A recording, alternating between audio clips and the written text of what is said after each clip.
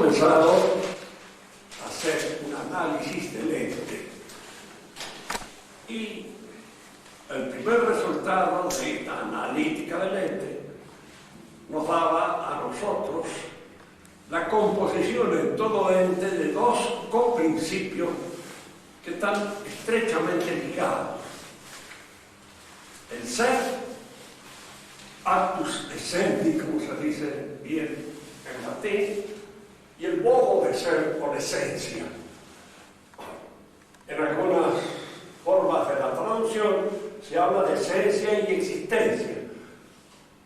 Se habla bien en este sentido, de que la palabra existencia tiene para nosotros la connotación fuerte de algo que está en la realidad. Tanto que muchas veces, y algo que se nos dice, preguntamos si existe o no existe, para señalar precisamente si es o no es en el sentido fuerte del término. Y la esencia es el modo de ser de una cosa. Aquellas determinaciones que señalan el límite en el que se da la existencia. Todo lo que existe, lo que es de cierta manera. Y esa cierta manera está señalando al mismo tiempo un límite en que aparece la existencia o el ser de esa cosa. Ahora, estos dos coprincipios están estrechamente ligados. Son separables solo con el pensamiento.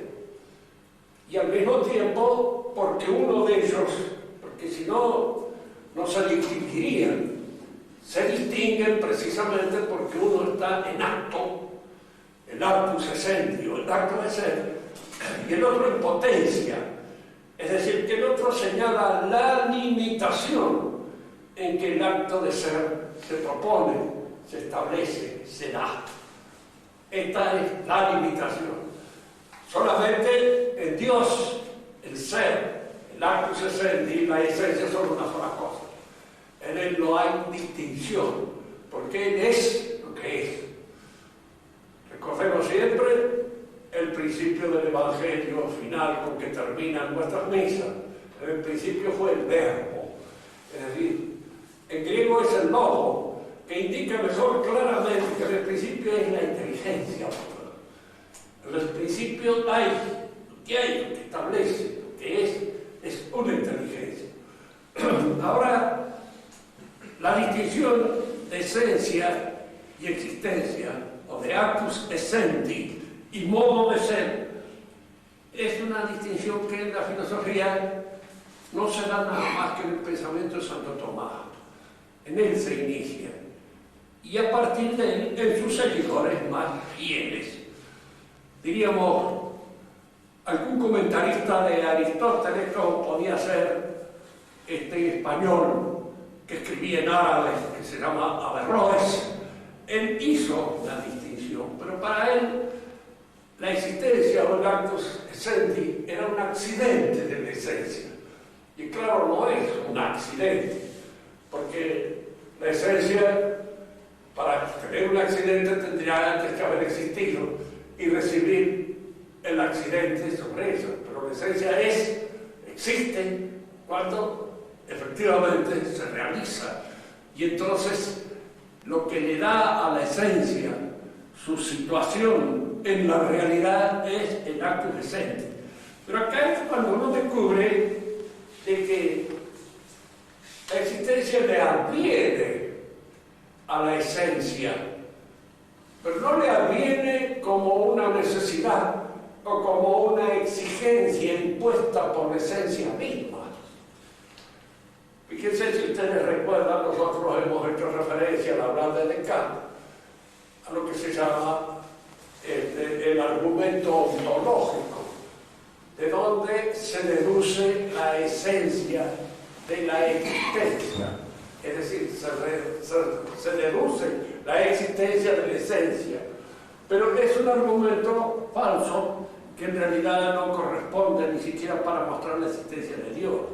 De hecho, ninguna esencia necesariamente indica que debe existir. Existe porque hay algo que lo hace existir, hay algo que le da esa realidad que la coloca en el fundamento de lo que es. De manera que cuando nosotros analizamos bien la composición de esencia y ser, o esencia y existencia, nos damos cuenta de que estas dos cosas no se coimplican. Podemos pensar una sin pensar la otra. Es decir, podemos pensar en una esencia sin pensar que existe. Y de hecho hay esencias que no existen. Por ejemplo, los entes matemáticos, los entes físicos, no existen, son entes de razón. Solo se dan en la razón. Fíjense que es importante esto señalar, y como ya habíamos visto, la importancia que tiene en el desarrollo de la espiritualidad, la distinción entre esencia y ser. Una cosa puede ser esencialmente necesaria, pero existencialmente no. Tomábamos un ejemplo, toda mujer puede ser madre, esencialmente sí, pero tú no puede. Y entonces, de alguna manera, ¿de dónde lo puede? Porque falta el elemento existencial que hace posible. Todo hombre puede ir a la luna, si nosotros tenemos en cuenta la esencia humana. Yo no podría ir porque no me recibirían de ninguna manera, en función ya de que estoy un poco caduco para hacer ese viaje a la mente, que no me interesaría en absoluto, para nada. Pero, prescindiendo de eso, habíamos visto cómo, por ejemplo, en este problema tan agudamente discutido en la actualidad de los derechos del hombre, hay una distinción entre los derechos que se deducen de la esencia humana y aquellos que efectivamente un hombre logra. Porque un hombre logra sus derechos a partir de un perfeccionamiento práctico que adquiere en relación con la sociedad en la cual convive. Y esos son los derechos efectivos, reales, que tiene. No aquellos que le otorga tan generosamente la Declaración de los Derechos del Hombre, porque la Declaración de los Derechos del Hombre está siendo vista en función de la esencia humana. Un hombre esencialmente, claro, podría hacer esto, aquello, pero de hecho no lo es. Y en un momento determinado hay que distinguir entre lo que corresponde a su esencia y lo que efectivamente depende de su perfeccionamiento existencial real. Esta es la primera, diríamos así, de los elementos que nosotros distinguimos en el análisis del ente. Y es una distinción esencial, fundamental, para comprender el ente, aquello que depende de la esencia y aquello que depende de la existencia. Esta distinción solamente, decíamos, se da en la filosofía de Santo Tomás de Aquino, no hay en otro, no aparecen estas distinciones. Y podríamos decir que en el desarrollo del pensamiento filosófico, el existencialismo surge como una necesidad de recuperar esta distinción entre esencia y existencia. Porque el desarrollo del pensamiento moderno es más bien esencialista y está fundado más en la apreciación de la esencia que en la apreciación de la existencia real concreta. Sobre esto hemos examinado ya con una cierta intención en las clases anteriores. Ahora se nos presentaba otra distinción que conviene hacer entre materia y forma. Es decir, nosotros nos encontramos siempre a un ente determinado. Es un hombre, es un animal, es un vegetal. Y fíjense que de hecho los entes verdaderamente tales, los que reúnen la condición de ente, se dan generalmente en el terreno de los seres vivos, vegetales o animales. No es que los otros no sean entes, pero es indudable que un banco no es un ente en el sentido cabal del término, es un artificio.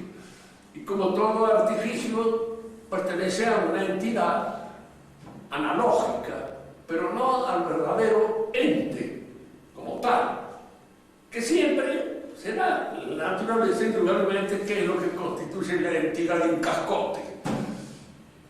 Indudablemente es difícil distinguirla. ¿Por qué? Porque a lo mejor es un montón de entes. Lo más probable es eso, que sean muchos entes los que concurren en su consistencia, y no un solo ente, porque le falta unidad formal, no tiene. Está constituido por un montón de células, está constituido por un montón de moléculas, que cada una de ellas tiene sí su unidad, su formalidad propia, pero independientemente de eso, de cada una de las moléculas que lo constituyen, el cascote en sí no constituye una entidad, sino tal vez un montón de entes. Por eso en la realidad a veces nos resulta un poco difícil distinguir la entidad de las cosas que no son vivas. En las cosas que son vivas sí es fácil distinguir, es fácil apreciar, porque allí hay una forma, hay una materia y hay de alguna manera una unidad que es fácilmente perceptible, pero en las cosas minerales ya es más difícil, y lo era mucho más en la época de Aristóteles. Aristóteles pensaba, Aristóteles era biólogo, es decir, de origen médico, y pensaba en cierto modo como un biólogo, y veía siempre en la entidad al ente vivo. Y por eso a veces describía, por ejemplo, que en la entidad había una finalidad, una tendencia. En algunas sí eso se percibe, en los entes vivos más que nada, pero en los entes inorgánicos no se percibe eso, no se ve. Bueno, este va a ser un problema que examinaremos en otra oportunidad. Ahora, lo que nos interesa examinar es esto: en todo ente compuesto, por supuesto, de acto y potencia, y al mismo tiempo de ser y esencia, un ente que es y es al mismo tiempo. Hay dos preguntas que los escolásticos se hacían y que responden a esta preocupación. Si una cosa es en sí, si es, y quid si, ¿qué es? Fíjense que son dos preguntas distintas que responden a dos respuestas diferentes. Porque el quid si se dice esto es tal cosa, y estoy señalando su esencia. Y en el ANSI estoy señalando si existe o no existe, si realmente está en el orden de las cosas existentes, reales, o es solamente una suposición, una quimera, una fantasía o un ente de razón. En la modalidad del ente hay dos aspectos a la vez que distinguir. Aquello que lo determina hacer esto, y que vendría a ser algo así como la forma que impone el acto de existir. Y aquello que en cierto modo aparece como una sombra, como un elemento no realizado en su totalidad de la forma. Entendamos mejor esto. Nosotros, por ejemplo, somos seres humanos, hombres. En nosotros hay un elemento determinante de nuestra humanidad, que es eso que se llama el alma racional. Eso es lo que nos hace ser esto que somos. Pero al mismo tiempo hay en nosotros una serie de aspectos que no pueden ser atribuidos al alma racional. Si yo me pego un porrazo, en razón precisamente de que no camino bien o no veo bien o tropiezo con algo y me vengo al suelo, no es porque sea un alma racional, me vengo con un peso cualquiera. Es decir, allá hay un accidente que me ocurre y que no depende directamente de mi forma, sino de otra cosa que está constituyendo esto que soy yo. Y es a lo que nosotros en general llamamos la materia. Si nosotros fuéramos formas puras, son los ángeles, malos o buenos, son las formas puras, porque en ellos la formalidad no está delimitada por ninguna otra materialidad. No tienen materia, no tienen materia. Tienen esencia, eso sí. Esta forma está determinada por una modalidad especial. Según dicen los angelólogos, que algo deben de entender del asunto. Yo entiendo relativamente poco, pero esto que dicen es que cada ángel es una especie. Es una especie en sí misma, es decir, no hay en ellos distinción de género y especie, sino que constituyen cada ángel una especie única, determinada. A mí se me ha ocurrido en alguna oportunidad tener un cierto conocimiento de un ángel. Ni estoy loco, ni estoy nervioso, sino que en alguna manera he tenido como la experiencia de la presencia de una cosa demoníaca. No precisamente buena, ¿sí? Y debe ser el ángel de la familia, o el demonio de la familia, de alguna manera. Lo veo a él. Y que tiene sus características típicas, esenciales. En cada ángel hay precisamente una especie determinada. Se distinguen unos de otros por su esencia, pero no se distinguen por la materia. Nosotros, en cambio, no nos distinguimos por la esencia, porque todos somos seres humanos. Pero lo que nos distingue a nosotros, el principio, diríamos así, que permite la distinción individual, es la materia signata quantitatis, dice Santo Tomás. Es decir, esta materia que nos ha tocado ser. Tomemos un ejemplo bien vasto, bien grosero, que de alguna manera nos permite entender. ¿En qué se diferencia una empanada de otra? Pues por aquella masa que constituye esta empanada y por esta masa que constituye esta otra. Es decir, esta masa que ha sido recortada así, hace que esta empanada sea distinta de esta otra empanada.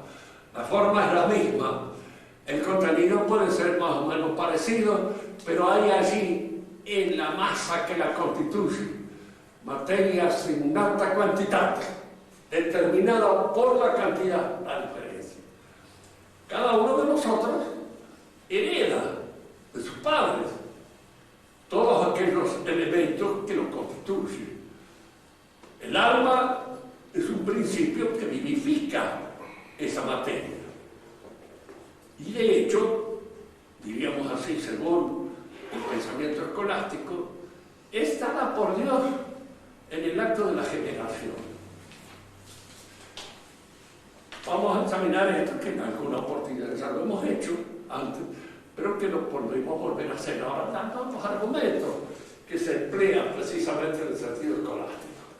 Un médico que haya estudiado genética se reiría de esto y le parecería la cosa más absurda e inverosímil que se pueda pedir, porque hay aquí cosas que indudablemente son inducibles, son racionales, pero no contestables de una manera física y terminada. Puedo admitir. ¿Por qué? Porque el alma de cada uno de nosotros es una y única. No es una formalidad general. Cada uno de nosotros es único. Y ya habíamos visto cómo la preocupación de un existencialista como Kierkegaard era, sabemos que somos únicos, sabemos. Pero ¿en qué consiste esa unicidad de cada uno de nosotros? No sabemos. No la podemos determinar. Podemos pensar con la mayor generosidad posible en que somos únicos y que no hay otro como nosotros. Viva medalla que nunca se volverá a producir, dice el Antoñito Campoño, García Lorca, en uno de sus versos. Y yo creo que efectivamente esa es la medalla que cada uno de nosotros, que nunca se volverá a producir. Esto no volverá a ser. Pero ¿qué es lo que cada uno de nosotros es? Nosotros no lo sabemos. Y tal vez sea el misterio que descubramos en el otro mundo, no en este. Cuando estemos ya en la presencia de Dios y observemos a través de Dios la raíz fundamental de nuestra propia realidad. Allí descubriremos qué es lo que Dios quiso decir con nosotros. Fíjese que a lo largo de nuestra vida nosotros a veces vemos ciertas acciones que son providenciales. Esto que nos ha ocurrido de una manera única. Aquel que se casa con una mujer con un hombre. Es un acto indudablemente único, que la mujer se hace con el hombre y el hombre se hace con la mujer. Los dos van de alguna manera realizándose en esta comunión integral que constituye el matrimonio, se realiza. Es un acto, en cierto modo, providencial y que debe ser tomado como tal. Pero hay otros encuentros menos fundamentales que ciertas amistades que nos han ayudado a ser lo que somos y que nos han permitido esa realización que hemos logrado en nuestra existencia. Estas cosas uno a veces las observa. Yo pienso en mi propia vida, si a mí alguien me hubiera dicho cuando tenía 19, 20 años que iba a ser profesor, me hubiera reído a tirarme al suelo. Porque la cosa más ridícula que me parecía en el mundo era ser profesor. De manera tal de que nunca jamás, como diablo aparezco siendo profesor en un momento determinado, pues aquí es donde una serie de acontecimientos que me van llevando a esa situación y que son acontecimientos que Dios nos ha querido posiblemente y estén precisamente en sus designios hechos. Me acuerdo que siendo oficial de la reserva del ejército, en cierta oportunidad estaba dándole clase a los suboficiales que recién se incorporaban al ejército. Y había un capitán que fue después muy amigo mío y que me escuchaba. Me dice, Caldera ahora se tiene condiciones para poder enseñar. Lo voy a utilizar, dice, en esta situación. Yo nunca me había dado cuenta, ni nunca había pensado que podía tener esas condiciones. Ni mucho menos, ni pensé nada, se me había ocurrido jamás en la vida. Si él hubiera querido ser militar, fue ser militar. Y no pude serlo porque no tenía la vista buena y tenía un oído malo. Cosa que cuando ingresé como conjunto nadie me atendió, ni me vio, ni dije nada, y entonces me metí. Quería hacer. Toda la costa quería hacer el servicio militar, pero no pude ser militar, por razones precisamente de esos defectos que en la conclusión pasaron inadvertidos. De alguna manera, solamente por ahí he escuchado algunos tuteos de algún sargento que me decía, pero eran esas cosas, como los sargentos por cualquier cosa, se acuerdan de la madre, el padre, de lo otro, de tutti quanti. Bien, hay en la vida de uno entonces una serie de cosas que van señalando un elemento providencial, sin ser exageradamente providencialista. Cada uno de nosotros es un ser único, decimos. Es decir, la forma que nos constituye no es una forma entitativamente universal. Es universal en nuestro pensamiento, forma humana. Pero esa universalidad es una universalidad lógica, no óptica, no real, no efectiva, porque efectivamente cada uno de nosotros es único. Entonces nosotros nos encontramos frente a este hecho. Si cada uno de nosotros es único, la programación genética de cada uno de nosotros puede ser efectivamente una programación, diríamos así, también muy especial, pero que no da de ninguna manera, explica la presencia del espíritu, la presencia de la inteligencia y la presencia de la voluntad, porque la inteligencia y la voluntad en un momento determinado pueden ser contrarios a todo aquello que viene de la impulsión biológica viva. El hombre puede suicidarse, puede convertirse en una porquería, puede de alguna manera hacer algo que no está programado en sus genes, no está de ninguna manera programado como una situación que surge necesariamente de su condición animal. Tiene algo que sea su bellaquería fundamental, es algo que se aparta, diríamos así, de lo que constituye el género y la especie. Un gato es un gato siempre, reacciona como un gato. Un perro es un perro toda su vida. Y aun cuando tenga una individualidad cada uno de ellos separada y distinta de los otros, esa individualidad no va contra el gato ni va contra el perro. De alguna manera están señaladas, indicadas por la especie, indicadas y de alguna manera determinadas por esas características biológicas que señalan su modalidad específica. Y en nosotros no está. Cada uno de nosotros es una nota que puede ser perfectamente discordante, pero es una nota única. Y esto no se puede explicar como un salto cualitativo que se da pura y exclusivamente en la química biológica. La pregunta que se hacían siempre los antiguos era esta: ¿de dónde surgía la personalidad? Aristóteles dice que surge del gameto masculino. Es una interpretación machista perfectamente inocua, porque no se puede. Si cada uno de los gametos masculinos que se pierden inevitablemente constituye un hombre, estamos bien fritos con esto. La mayor parte de la humanidad ha desaparecido. La solución, siempre dada por el pensamiento escolástico, es de que en el acto de la generación Dios interviene. Y esto inútero, siempre, inevitablemente. Y si ustedes alguna vez rezan las letanías, verán que aquello que se refiere a la Virgen también se puede referir a toda la mujer que ha sido madre en un momento determinado. Está ya dicho. Y creo eso, porque las letanías es un himno al útero de la Santa Madre de Dios, pero que análogamente puede decirse de toda mujer que tiene un hijo, porque toda mujer que tiene un hijo hay una intervención divina. Fíjese que para nosotros, probablemente, el misterio mismo del nacimiento de Cristo no es tan misterioso como puede ser para otros que les parecen una cosa escandalosa, absurda. No es absurdo. ¿Por qué? Porque si el Espíritu de Dios interviene en cada uno de los nacimientos, de la gestación de cada uno de nosotros, ¿por qué no puede haber intervenido sin la intervención del hombre, sino directamente hecho por el Espíritu Santo?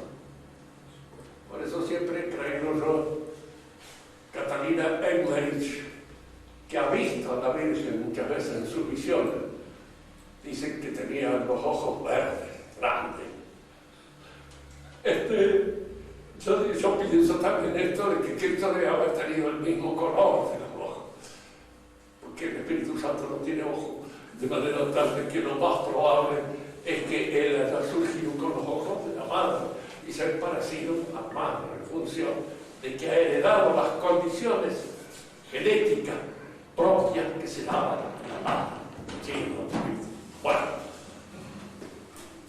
en el hombre hay entonces un principio de formación espiritual.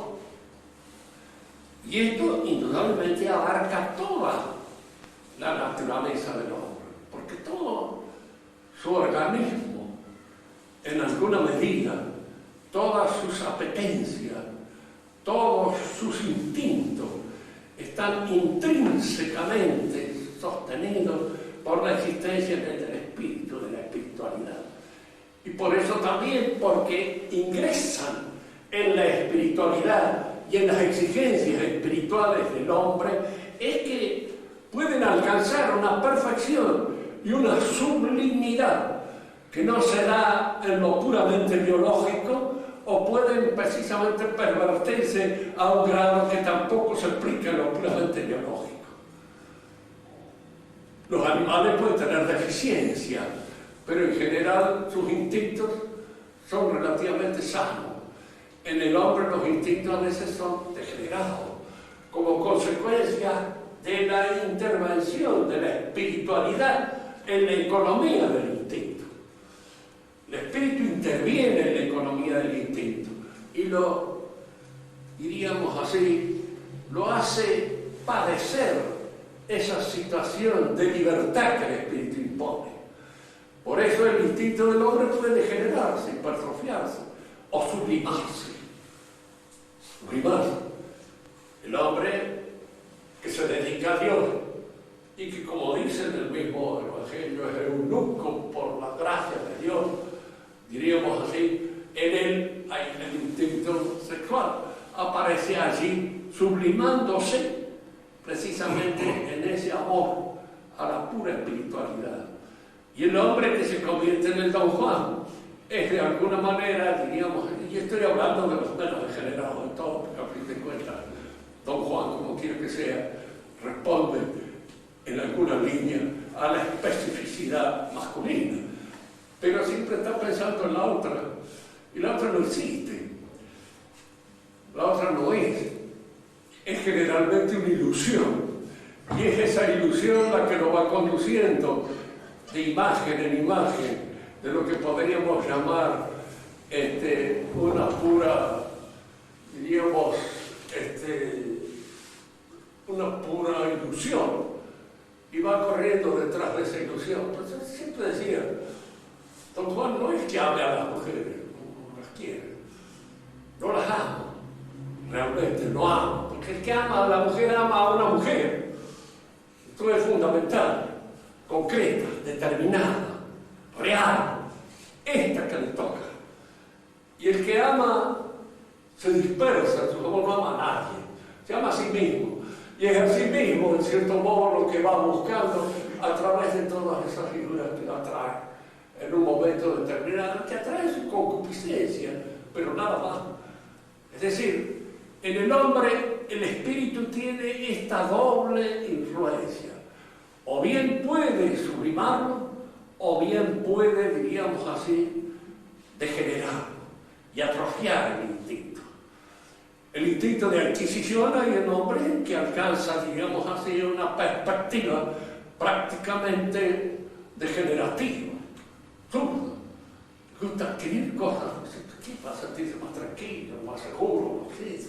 No sé, porque no padezco de ser enfermedad, pero de alguna manera reconozco que sí existe, y en él los instintos aparecen siempre dentro de esta cosa. Por eso cuando me preguntaban a veces los chicos, ¿qué es lo natural en el hombre, la monogamia o la poligamia? Yo le decía, lo natural es la monogamia, más dar satisfacción a lo que en él es social, porque es una naturaleza social, a lo que en él es religioso, porque es una naturaleza que está ligada a Dios, y a lo que en él es humano, específico, es decir, la relación con otro ser humano, que se da en el respeto, en la lealtad, en la fidelidad, que son cosas que evidentemente sugieren y están impuestas por la espiritualidad del hombre. Lo natural es en él lo que en alguna manera obedece a imposiciones de su espiritualidad. ¿Por qué reprochamos a un hombre que come como un animal? Si en el fondo comer es un acto animal, no es así en la vida, no es un acto animal, es un acto que efectivamente sucede, pero que se incorpora a una serie de exigencias espirituales que aparecen ya en aquel reconocimiento de la religiosidad del acto de comer.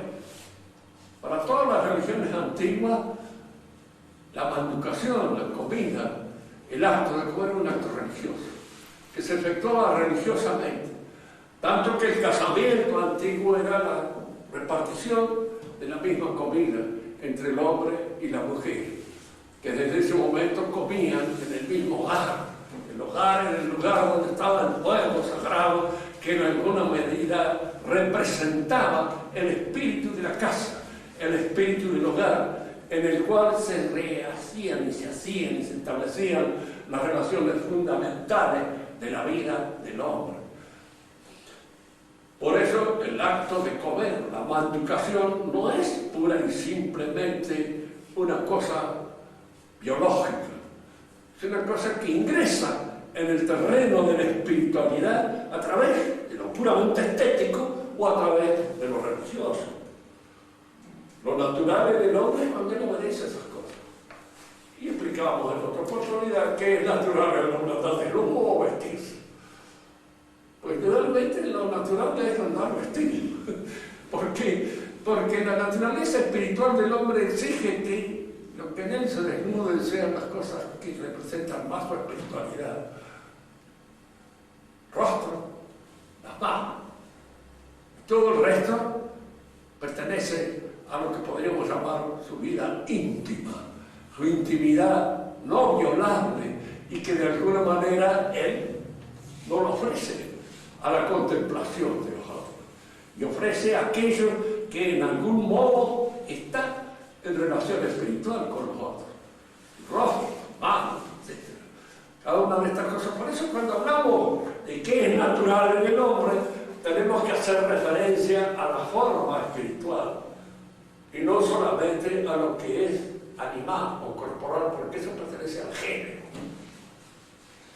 Hay en realidad, en pensadores modernos, Marx nos dice de una manera clara y determinante: en el futuro dominará el hombre genérico. Y el hombre genérico es el hombre animal, el hombre que se universaliza por los instintos y no por aquello que constituye su auténtica personalidad, que es el espíritu.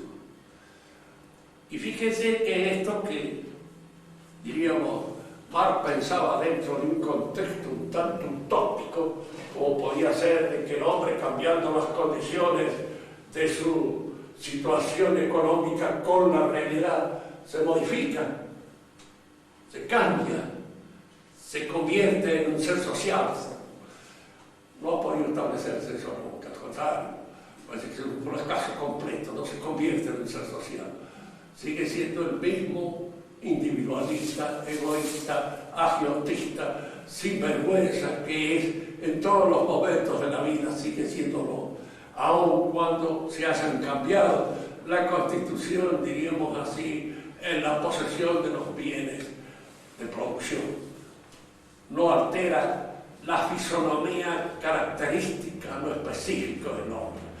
Pero en la sociedad de consumo actual en la que nosotros vivimos, hay esa tendencia a provocar pura y exclusivamente la conmoción de lo que es genérico. La sociedad de consumo apunta a los deseos, y a los deseos, en cierto modo, que están relacionados con el consumo, porque es una sociedad producida por los que crean productos de venta y que de alguna manera travesen de exaltar todas aquellas condiciones compraventísticas de cada uno de nosotros.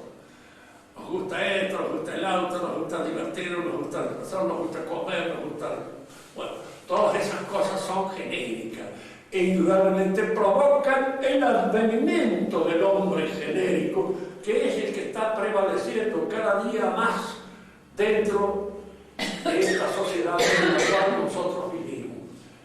Por eso, aun cuando no esté el triunfo del marxismo, ni mucho menos, la verdadera revolución que consiste en la formación de este hombre genérico, se está produciendo en esta sociedad de consumo a la que nosotros pertenecemos.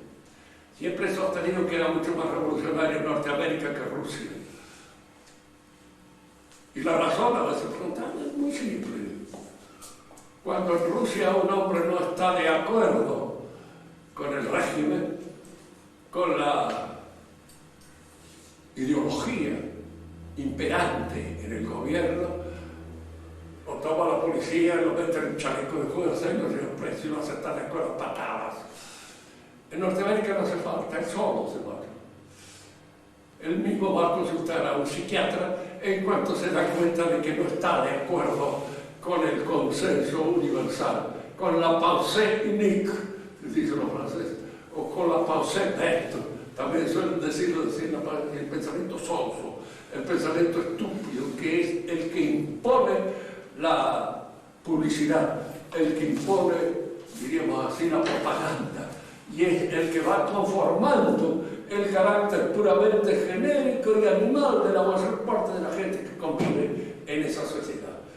Cuando él no está de acuerdo, se da cuenta de que hay algo en él que no habla. Hay individuos lo suficientemente inteligentes y capaces como para poder soportar el asunto sin necesidad de sentirse loco, pero estos son pocos. La mayor parte de la gente, cuando ve que se está separando de este ideal que está promovido por todos los medios de propaganda, cree que está loco. No se olviden nunca de ese gran poeta que fue Ezra Pound, que se hizo fascista y más ayudó al régimen de Mussolini a través de la propaganda. Cuando los norteamericanos penetraron en Italia y que el régimen de Mussolini se desmoronó, lo metieron preso, lo encerraron en una jaula y lo tuvieron en un manicomio durante 12 años.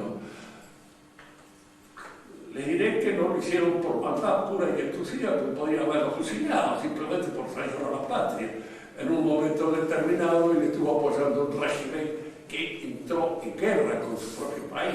Pudieron haber liquidado, no lo hicieron. Al contrario, por compasión lo pusieron, lo tuvieron en un manicomio.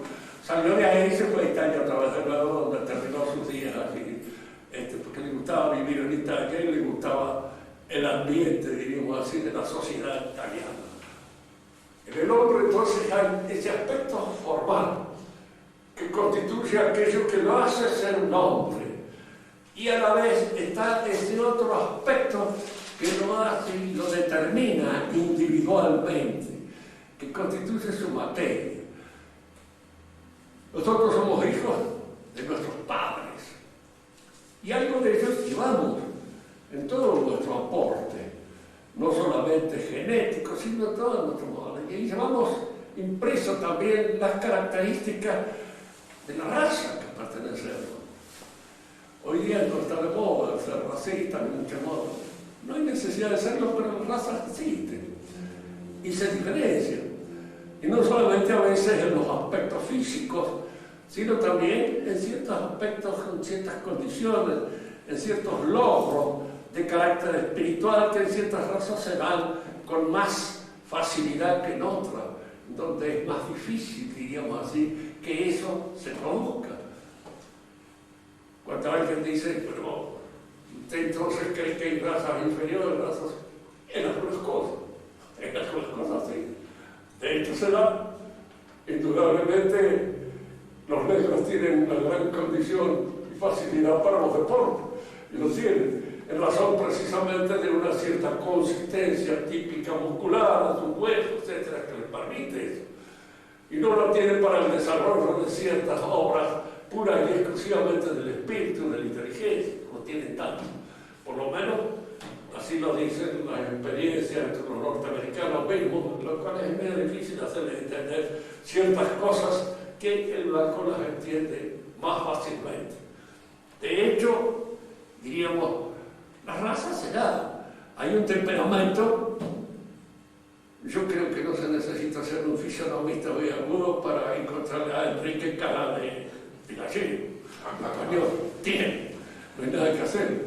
¿Y por qué? El ambiente, las fuerzas cósmicas de un determinado lugar van influyendo sobre la modalidad, van imprimiendo sus caracteres a la fisonomía, van imprimiendo sus caracteres, y después está ese modo de pensar que en alguna medida depende gran parte del idioma. El idioma es importante en la constitución de nuestra inteligencia y de nuestras modalidades principales. Hay idiomas que sirven para unas cosas y otros para otras. Muy interesante leer en este sentido lo que suele decir Rivarol al hacer el estudio del francés y al hacer el estudio también del italiano, que lo conocía, y del español, que también lo entendía. Él dice, para hablar de Dios del español, para la comunicación, diríamos así, entre los hombres francés. Dice, porque hay una serie de sutilezas, de distinciones, que a veces en el español no se dan, tal vez porque no. Hay una palabra en francés, sueño, que nosotros decimos, tengo sueño, tuve un sueño. En francés hay matices distintos para señalar uno y otro de diferencia entre una nación. Socio es un sueño para realizar. Reno es el sueño que uno sueña. Soñé es tener sueño. Pero nosotros la decimos todos con una sola palabra. También hay otras que no, se dan más a nosotros. En francés hay matices también a veces en la distinción de los caracteres sociales, que aquí son más complicadas que aquí. Una del mismo André, distinta de una Risette, distinta de una de mi Pipin, que es de hacer otra cosa de la de mí, y que es de mí, nomás en español no hay de mí. Habla señor y está la otra, que es otro, y que se señala con términos terminantes, precisos y sin vuelta de hoja, porque esos matices no se dan en la sociedad española. Se darán ahora probablemente, pero en su época no se daban, y de alguna manera son los que constituyen luego el idioma. El idioma entonces entra en la constitución de nuestra formalidad y nos hace ser de distinta manera, nos hace pensar y obrar de una manera diferente a otros que hablan otro idioma y que tienen otra constitución, otra manera de manifestar su formalidad. De la materia hemos hablado en otra oportunidad, pero vamos a volver a repetir los conceptos, porque es una noción que nosotros creemos que es simple. No es simple. Es una noción metafísica. Nosotros suponemos que materia es que tiene consistencia, esto es materia. Eso es, indudablemente, puede ser materia de algo. Si yo quiero transformar esto simplemente en leña, pues puedo convertirlo, esto es materia, ofrece una posibilidad para ser transformado en leña, porque la madera arde. Puedo también hacer de esto una figura escultórica, si tuviera condiciones para eso, y entonces esta materia sería materia in qua alguien puede realizar una transformación accidental y convertirlo en otra cosa. Por eso decíamos que la materia es vista por los escolásticos en tres aspectos. Materia ex qua, o de la cual se constituye el ente. Toda materia está determinada por una forma. Fuera de la forma, la materia no existe. No hay materia. La materia está en una forma. Y precisamente surge de la forma como un elemento, diríamos así, adscrito a la imperfección de la forma. Precisamente nosotros somos seres que nos hacemos, nos realizamos. No estamos totalmente acabados desde el principio, sino que estamos en potencia para realizarlo. Por eso cuando Juan Jacobo Rousseau dice en el contrato social el hombre nace libre, no sabe lo que dice, es un imbécil. O nos toma por estúpidos todos nosotros, porque creemos que no hemos visto nacer, ¿no? Hemos visto nacer algo que no son libres, que dependen de nosotros en todo, en un momento determinado, porque si lo dejamos solo se muere. Y no son nada. De manera tal que eso del nacimiento libre del hombre, eso. Pensar que Rousseau ha sido un maestro pedagógico de varias generaciones como para morirse, ¿no? ¿Por qué? Porque si tenía alguna condición no era precisamente pedagógica, ni había nacido para ser maestro en nada. Según la nueva historia, tuvo 5 hijos y los 5 los metió en la inclusa desde chico. Lo hizo por el bien de ellos, indudablemente. Eso lo dice él, porque además de eso era hipócrita hasta un grado increíble, porque el verdadero hipócrita es el que no quiere ser hipócrita, el que es hipócrita, porque lo es.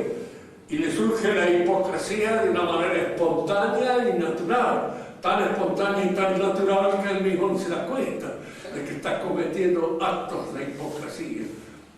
Es un acto de hipocresía que un padre diga, mire, yo lo he metido en incluso para evitar inconvenientes.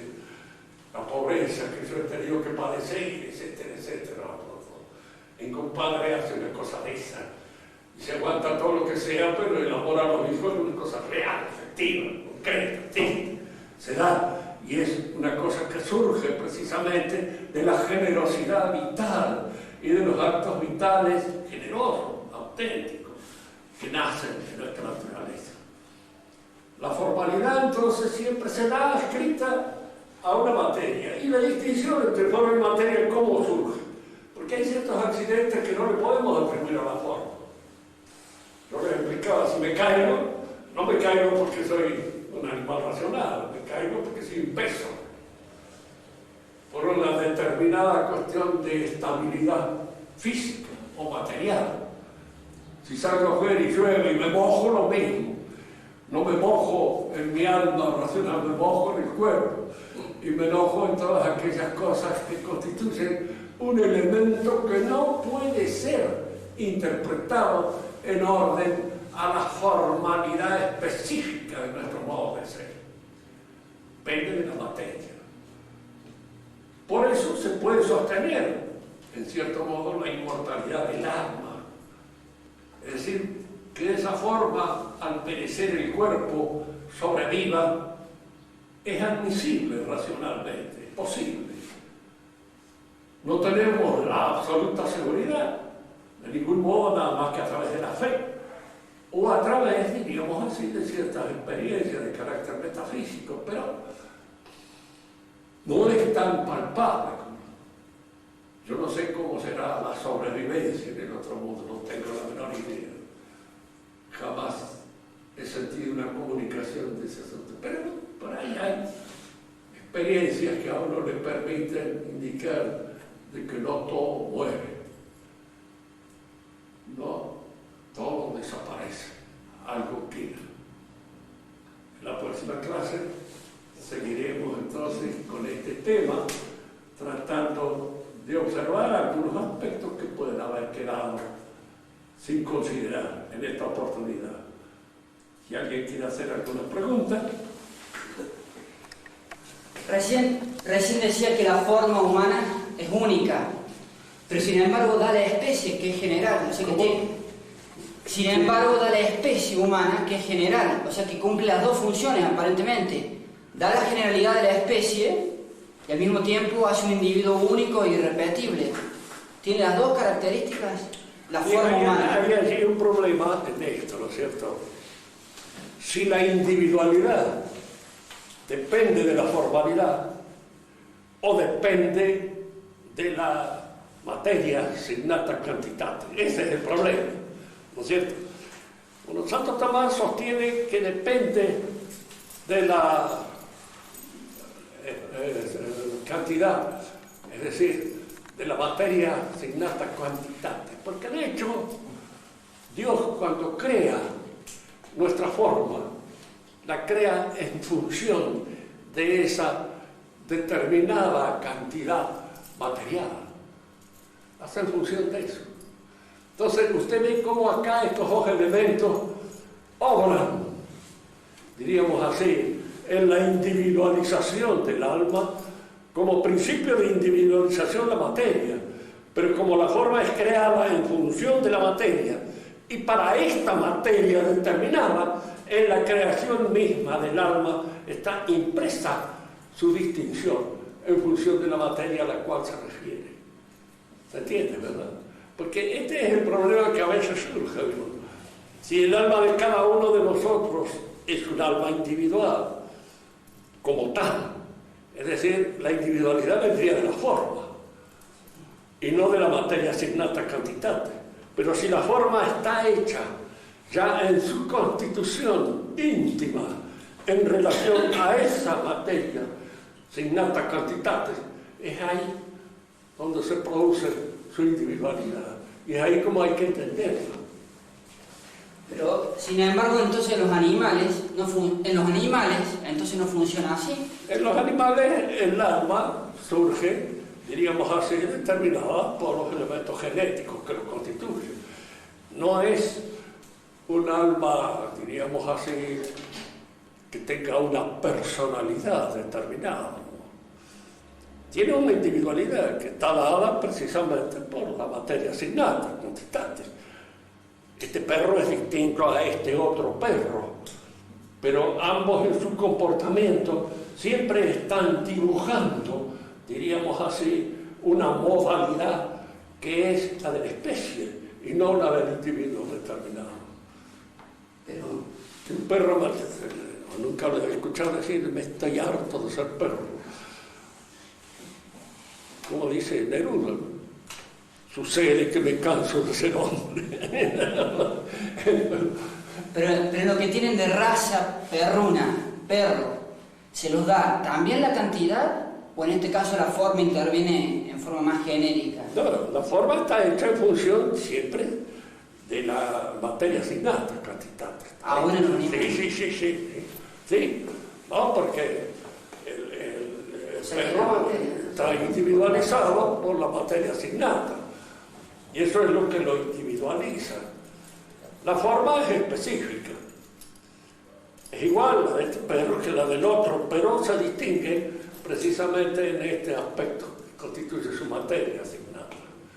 O sea, perros de una raza, de otra, con ciertas condiciones para esto, para lo otro. Tata, dijiste que la escolástica distinguía 3 aspectos de la materia. Sí. Y que era uno ex qua, uno... Ex qua, in quanti, y circa qua, dice la escolástica. La materia ex qua es aquella con la cual la forma constituye el ente. ¿Cierto? In qua quiere decir que uno de nosotros puede ser materia para adquirir una nueva modalidad, un nuevo conocimiento, un nuevo accidente. Por ejemplo, vos podés ser materia para entender metafísica. ¿Sí? Y bueno, a lo mejor potencialmente estás en condiciones de poder adquirir ese conocimiento. Y entonces así, lo metafísico entraría y después diría, pero entonces el intelecto es materia. Sí. ¿O creen que eso es una invención de Marx? Está en Santo Tomás, está en Aristóteles, está en todo eso. Es materia igual. Los conocimientos, diríamos así, se imponen, se dibujan, se precisan en el intelecto y constituyen accidentes progresivos de su realización como intelecto.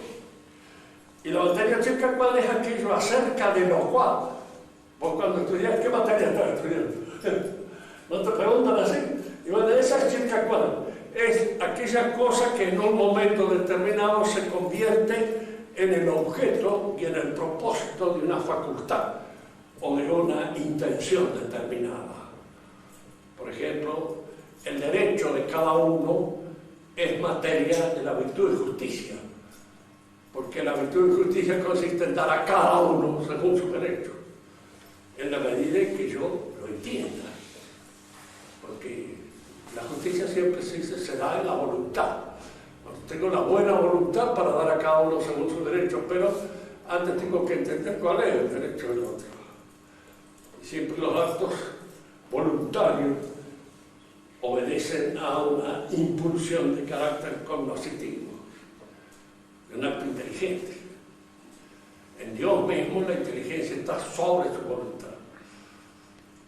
No sobre porque sea bajo, porque la limite, no hay limitación en los actos de Dios, pero sus actos voluntarios están iluminados por su inteligencia.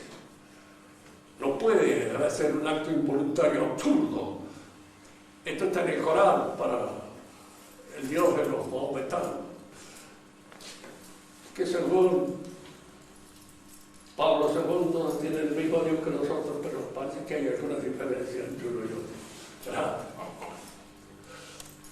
Claro, son esas cosas que se han impuesto desde el Vaticano ahora que confunden, que dicen cosas que no lo dicen desde el magisterio extraordinario, pero lo dicen desde el magisterio ordinario y confunden a la gente. Uno le preguntaría, ¿por qué lo dice, qué sé yo?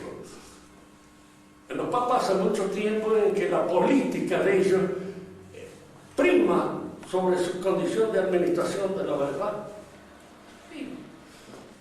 Les interesa más sus relaciones políticas, su realización política, que la administración de las verdades dogmáticas. Les interesa, ¿no? Yo he oído muchos casos.